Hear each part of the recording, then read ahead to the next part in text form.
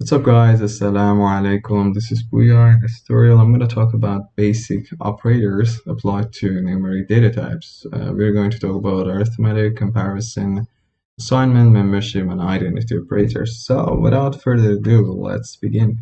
So first let's talk about our arithmetic operators. You can see that we've got two variables, a and b.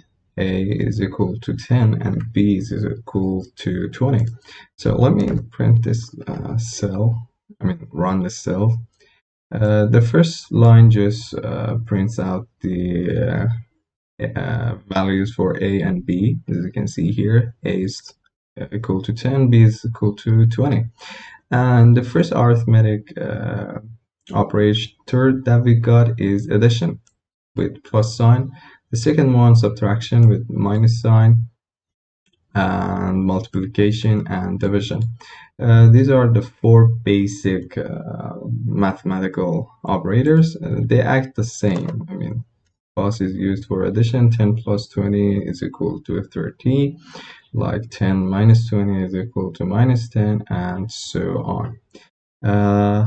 There's another group, module. Module returns the remain of a division. As an example, a divided by b, the module after a being divided by b is a module b. For example, here a is equal to 7 and b is equal to 10. Let me get this line out. No, it doesn't need it. It is typed out here. As you can see, print out it here. The result of 7 module 2 is 1. 7 divided to 2 returns 3.5. That 0.5 is representative of 1 here. And this is written like 7 to the power of 2, and 7 floor division by 2 is 3. These two slash signs are representative of floor division. Floor division simply says divide a by b, then apply a floor operator on the output. The floor operator is like, for example, the floor of 3.5 is 3. The floor of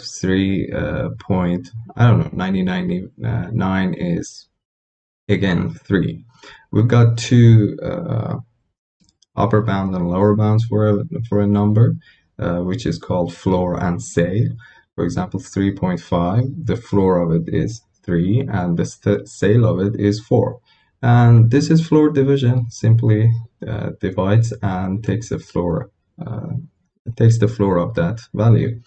And one more important thing about this returns integer, but for example the division returns a float type value. So comparison operators, simply they're used to compare two variables. Here we're going again to compare two integer values, a and b. Both are equal to 2. Let me again run the cell. Simply for checking whether two variables are the same or not, two equal signs are used. When you're using one equal signs, it operates as an assignment operator, which we have seen it so far, and we're gonna just talk about it again here. But when you put two of this, you type two of this equal signs, it acts as a comparison. So for example, here it says the result of 2, whether 2 is equal to 2 is true. Yeah, these two variables are the same. A and b are the same. When you're using an exclamation mark before an equal sign, it simply says whether 2 is not equal to 2 or not, which it says is the output is false because the 2 is equal to 2 or a is equal to b. But this comparison operators checks whether they are not the same. If they are not the same, it returns true, and if they were the same, it returns false, like this one here. And one more thing before we continue, the output of comparison operators always are Boolean values, like here, Boolean variables, true and false. So whether 2 is larger than 2 or whether A is larger than B, so it is false because 2 is not larger than 2, as you can see here. And it goes on. This sign simply says whether A is larger or equal to B or not, and definitely it is equal, so it returns true. So you can change it to other values like 3. This will change the output. Like 3 is not equal to 2, and it says, yeah, it's true, 3 is not equal to 2. So let's talk about assignment and arithmetic operators. Okay, so far we've talked about assignment several times. Using equal sign, we can assign a value to a variable, and it doesn't matter what is the value. It could be anything. I mean, it could be an integer, it could be a floor, it could be a string, and so on. Here we have assigned 7 and 2 to A and B respectively, and let me. Okay, this is a large cell. Let me print it out. Okay. The result of A, okay, I forgot to put off here. The result of A after assigning B to A is 2. As I told you, it doesn't matter what do you want to assign to a variable. It could be any type, and it could be another variable, as you can see here. And after assigning B to A, the output of A will become 2 as B. And again here, I assigned 7 to A, and we're going to see how arithmetic assignment and arithmetic operators like this 2 works. A plus equal to B is a fancy way of writing this statement. For example, whenever you want to add A or add B to A and assign the output to A, you can use this fancy way, and this can go on for this can go on for all the arithmetic operators that we talked about in the previous section.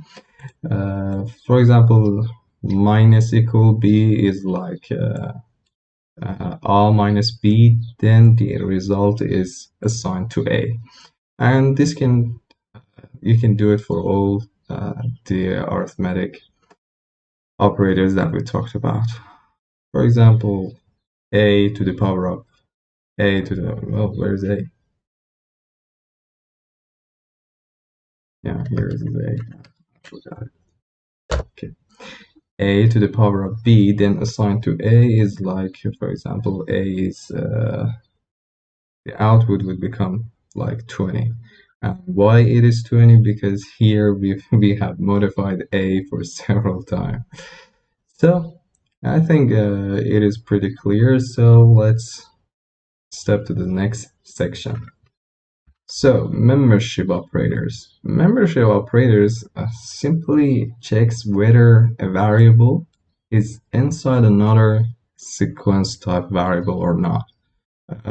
Just for clarification, the first variable, or the one that is going to be checked, does not need to be a scalar value like integer or a string, or integer, a string float, or whatever.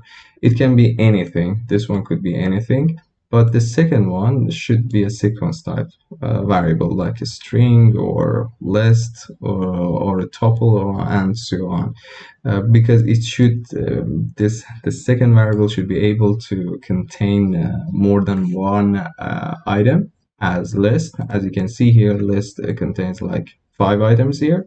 So we can check whether A is in B or not. Simply using in keyword, you're going to check whether A is in B or not.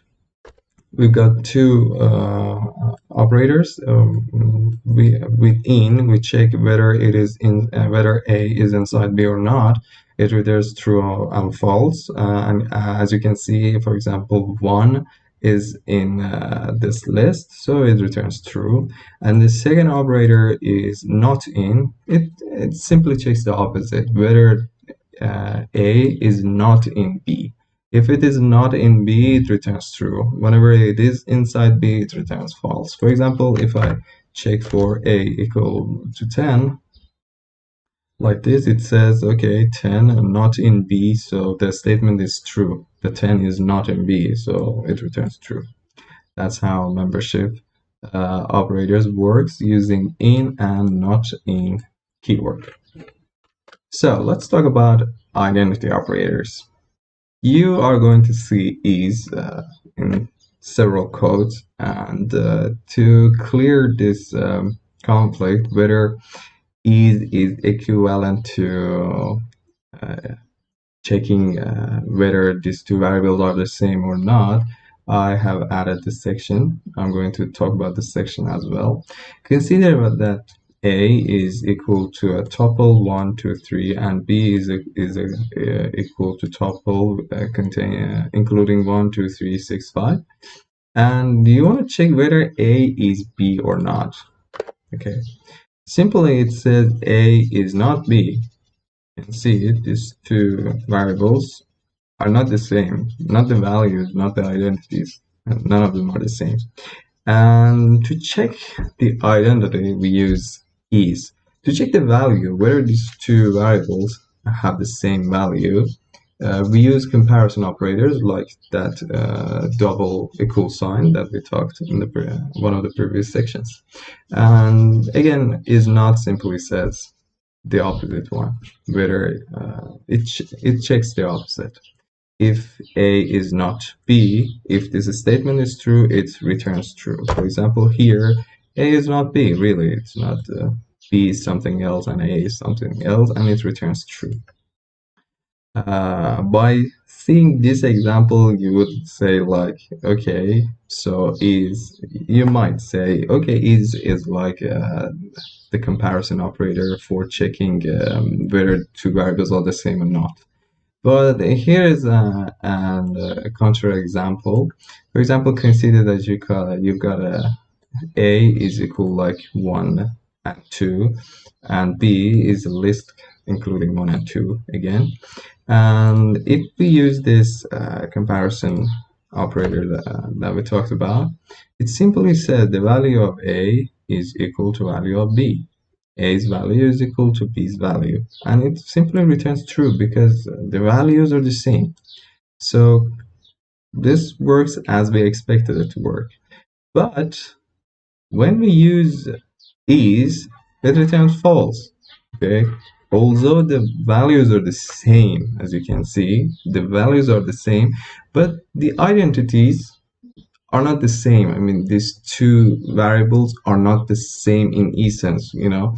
Their values are the same, but their identities are not the same. For example, like here, their identities are not the same. To get the ID of a variable, you can use ID. So to make it clear, whenever you're trying to check whether two variables values are the same, use a double equal sign to make sure these two are the same or not. But when you're talking about, you want to make sure whether the IDs are the same, you go on with is. So again, more recommendation.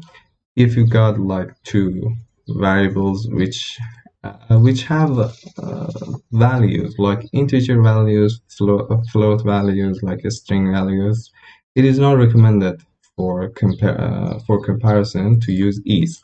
Also, for example, for integer values, the IDs are the same and the is will work exactly like the double equal sign, but it is not recommended. So when it is recommended to use is, for example, you're checking whether an item is none or not. None is a data type, which means it has no value. Okay, we're not talking when we are comparing two variables to see whether it is none or not.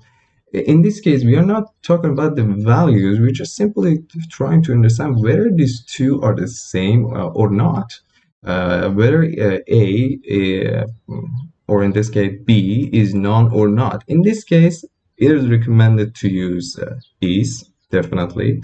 But most of the time in the code, you see, for example, if A is not none, then do blah, blah, blah. Or if A is none, for example, prepare a value for A.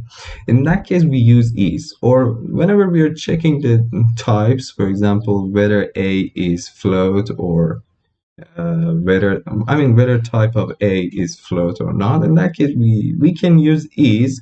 Also, right now, it is better to use is instance that we're going to talk about in the future videos. So just to make the last statement about this is whenever you're talking about whether a variable is none or not, it's better to use is. Unless go on with this double equal signs to check whether the value of your variables are the same or not. So that's it for today's video. I hope it would be beneficial for you. I encourage you guys to share videos with your friends, and if you have any question, just ask your question in the comments and I will definitely answer them. Please subscribe the channel and click on the bell ring so that you will be notified of the future videos. Thanks for watching. See you in the next video.